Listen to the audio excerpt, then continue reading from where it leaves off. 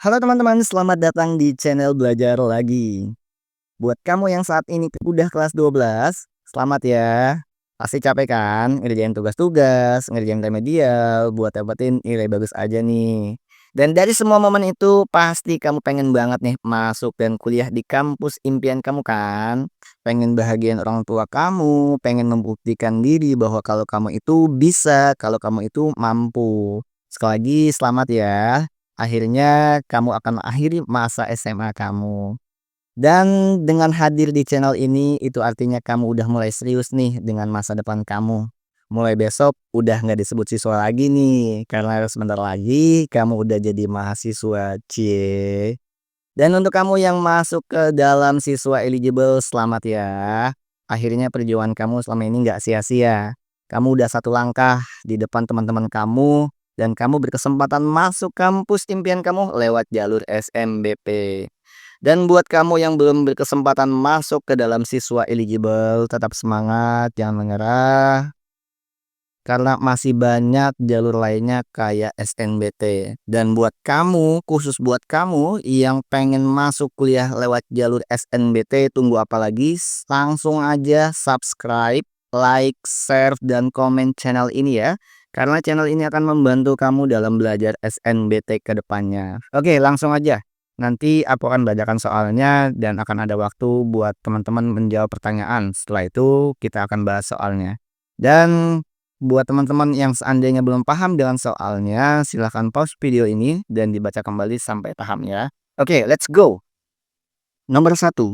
Seorang pakar taman hutan kota mengatakan bahwa pepohonan sangat efektif dalam menyerap polutan yang menyebabkan polusi udara. Salah satu pohon penyerap polutan adalah pohon terbesi karena berbentuk besar dan memiliki kemampuan yang tinggi dalam menyerap karbon dioksida atau CO2. Berdasarkan informasi tersebut, manakah pernyataan berikut yang pasti benar? Silakan teman-teman dijawab.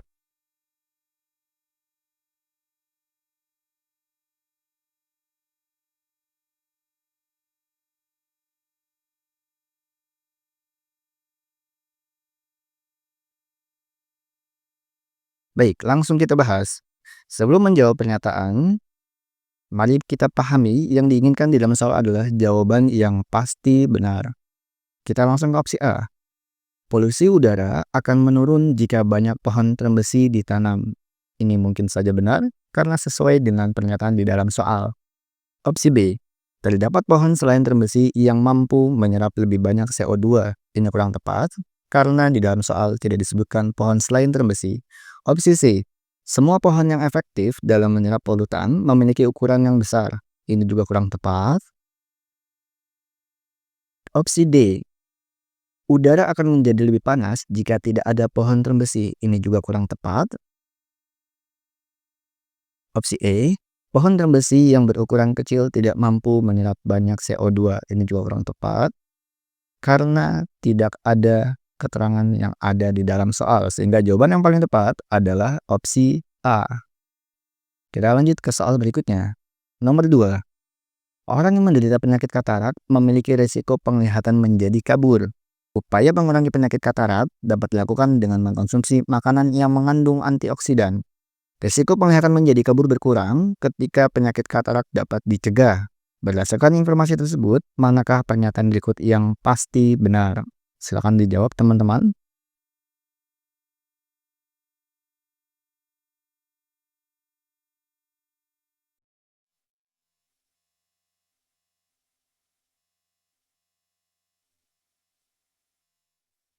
Baik, langsung kita bahas.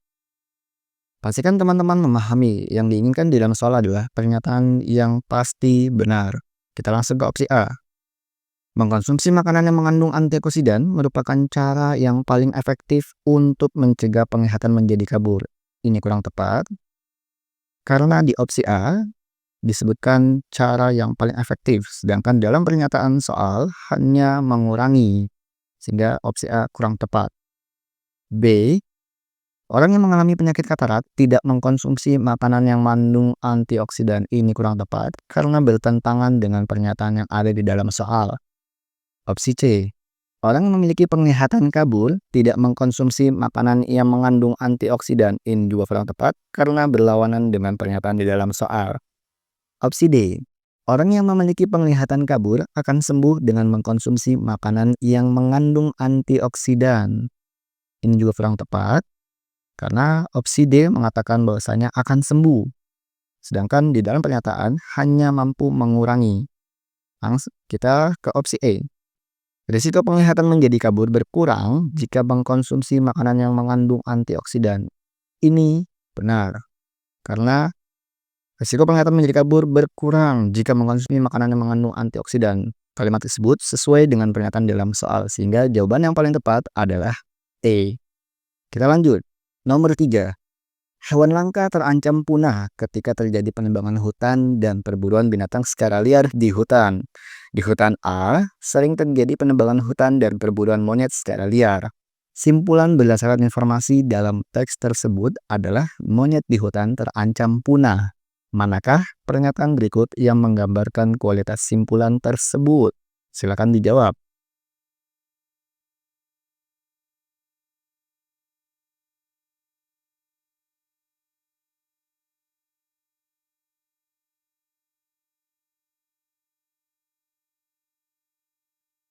Baik, langsung saja kita bahas. Opsi A, simpulan tersebut pasti tidak benar. Ini kurang tepat karena pernyataan dengan kesimpulan yang ada pada soal memiliki hubungan sebab akibat. Opsi B, simpulan tersebut mungkin benar. Ini kita simpan. Opsi C, simpulan tersebut pasti salah.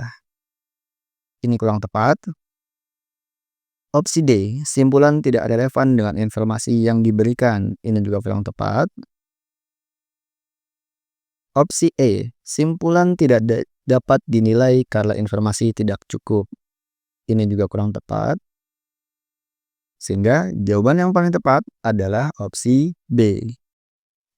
Tips untuk menjawab soal ini adalah perhatikan pernyataan kalimat satu, kalimat kedua dengan kesimpulan. Baik, kita lanjut ke nomor selanjutnya. Nomor 4. Berjemur di pagi hari memberikan banyak manfaat bagi kesehatan, antara lain meredakan gejala alergi dan infeksi saluran pernapasan, serta membantu pemenuhan kebutuhan vitamin D bagi tubuh. Vitamin D berguna dalam menghindarkan tubuh dari resiko penyakit tulang. Namun demikian, paparan sinar matahari yang berlebihan juga berpotensi menyebabkan kanker kulit. Berdasarkan informasi tersebut, manakah pernyataan berikut yang pasti salah? Silakan dijawab.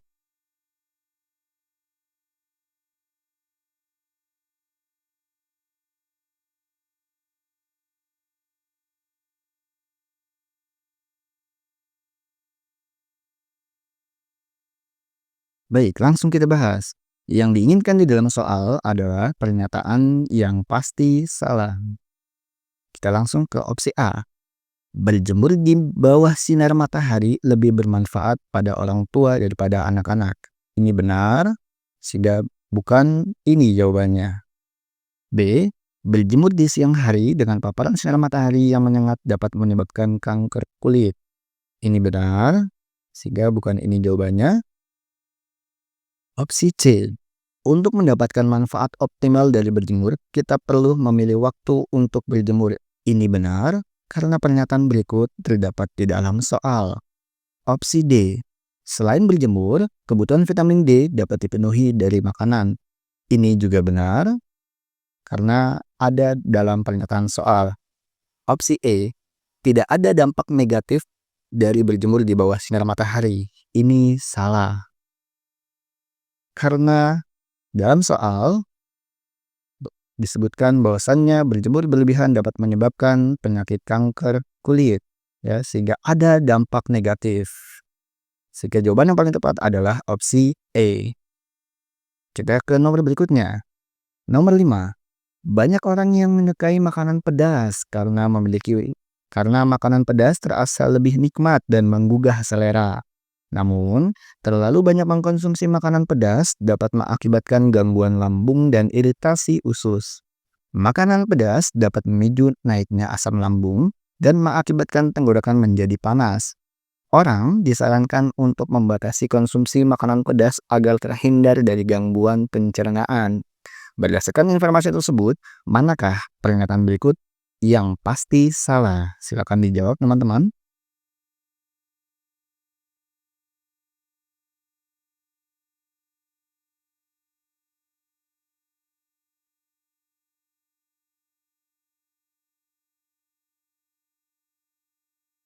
Baik, langsung kita bahas. Sekali lagi, yang diinginkan di dalam soal adalah pernyataan yang pasti salah. Kita langsung ke opsi A.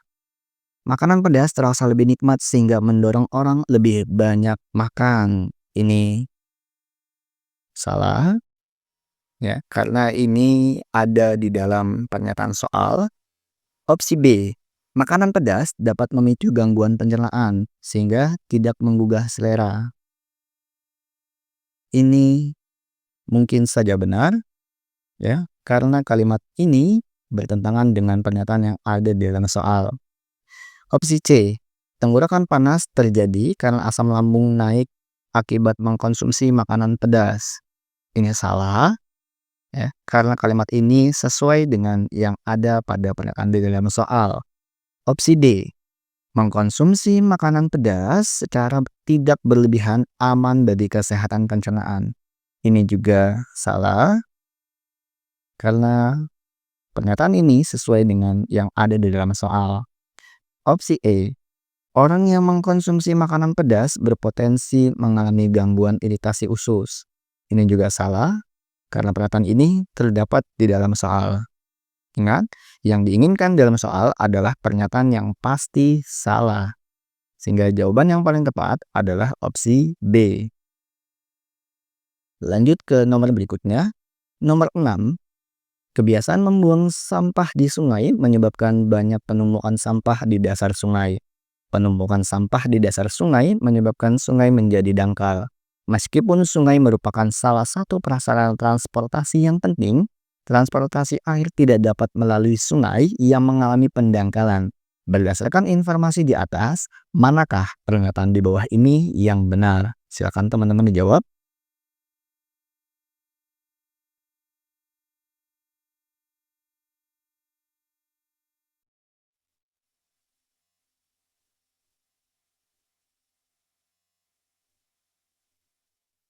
Baik, langsung kita bahas. Yang diinginkan pada soal adalah pernyataan yang benar. Oke, langsung kita ke opsi A. Sungai yang menjadi prasarana transportasi menyebabkan banyak sampah dibuang ke sungai. Ini kurang tepat. B. Sungai yang dangkal menyebabkan penumpukan sampah di sepanjang aliran sungai. Ini juga kurang tepat. C. Kebiasaan membuang sampah di sungai menyebabkan prasarana transportasi di sungai terganggu. Ini mungkin saja benar karena sesuai dengan yang ada pada pernyataan di dalam soal. D. Adanya sungai sebagai prasarana transportasi menyebabkan banyak aktivitas dilakukan di sepanjang aliran sungai. Ini juga kurang tepat. E. Sungai yang tidak bisa dilewati alat transportasi air menyebabkan sungai tersebut menjadi tempat pembuangan sampah. Ini kurang tepat. Sehingga jawaban yang paling tepat adalah opsi C. Kita lanjut ke soal berikutnya. Nomor 7. Pada tahun 2013, banyak masyarakat di negara I yang tidak mau menggunakan media sosial. Pada tahun 2015, pengguna media sosial di negara X bertambah 2 kali lipat dibandingkan pada tahun 2013. Manakah pernyataan berikut yang paling mungkin menjelaskan perbedaan kedua kondisi tersebut? Silakan dijawab.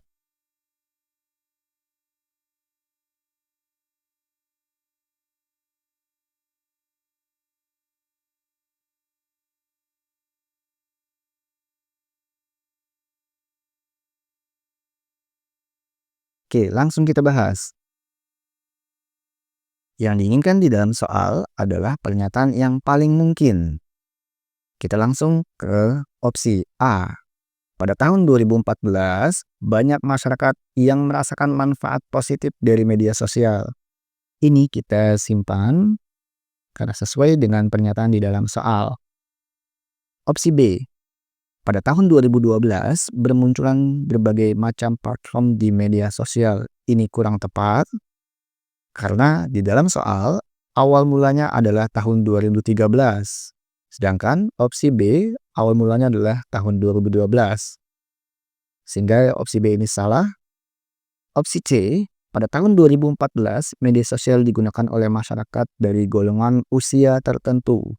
Ini kurang tepat karena dalam pernyataan soal tidak disebutkan golongan usia. Opsi D, pada tahun 2012 penyedia jasa layanan internet memberikan promosi untuk mengakses media sosial. Ini juga salah karena di dalam soal yaitu tahun 2013 bukan 2012. Opsi E, pada tahun 2014 media sosial banyak digunakan untuk menyebarkan berita bohong. Ini kurang tepat. Sehingga yang paling mungkin benar adalah opsi A. Soal berikutnya. Saat ini, bersepeda tidak hanya dilakukan sebagai aktivitas olahraga, tetapi juga dilakukan sebagai gaya hidup. Pegiat sepeda menyatakan bahwa makin banyak komunitas pesepeda yang melakukan aktivitas bersepeda bersama. Manakah pernyataan berikut yang akan memperlemah pendapat pegiat sepeda tersebut? Silakan teman-teman dijawab.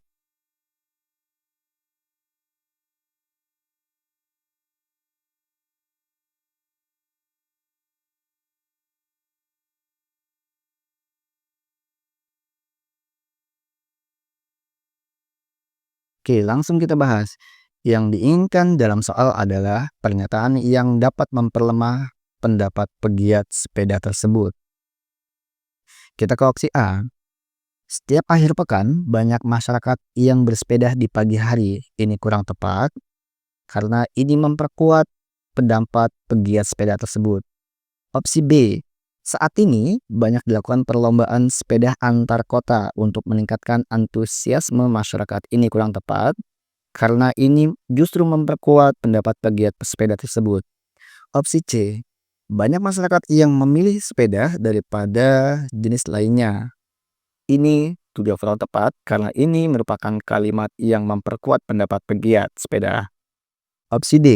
Banyak masyarakat yang merasakan manfaat sepeda pada pagi hari. Ini juga kurang tepat karena ini memperkuat pendapat pegiat sepeda tersebut. Opsi A. Banyak orang yang hobi bersepeda tidak bergabung dalam komunitas bersepeda. Ini mungkin saja kalimat yang memperlemah sehingga jawaban yang paling tepat adalah opsi E. Kita lanjut ke nomor berikutnya. Nomor 9. Mendengarkan musik merupakan aktivitas yang lebih kuat merangsang pelepasan hormon dopamin di otak daripada aktivitas lain. Makin banyak kadar hormon dopamin dalam otak, seseorang makin merasa senang dan bahagia orang tersebut. Berdasarkan informasi di atas, manakah pernyataan sebab akibat berikut yang paling mungkin benar? Silakan dijawab teman-teman.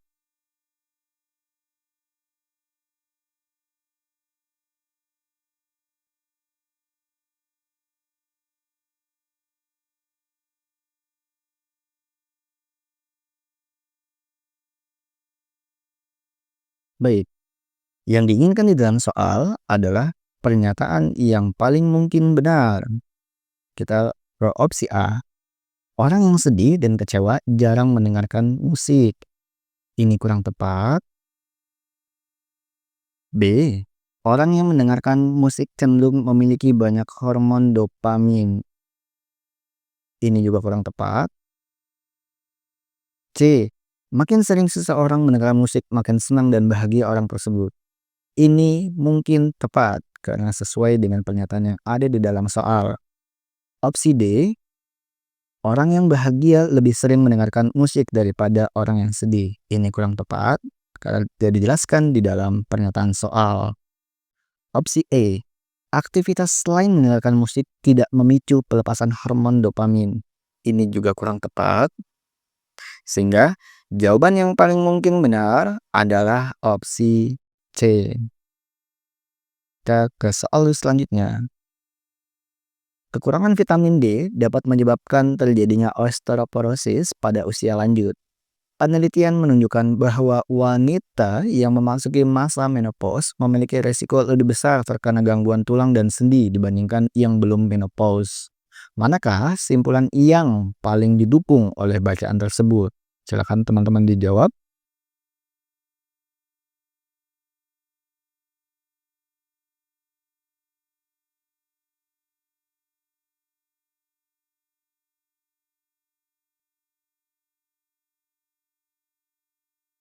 Oke, langsung kita bahas. Pada soal ini, yang diminta adalah simpulan yang paling mendukung isi bacaan tersebut. Kita langsung ke opsi A.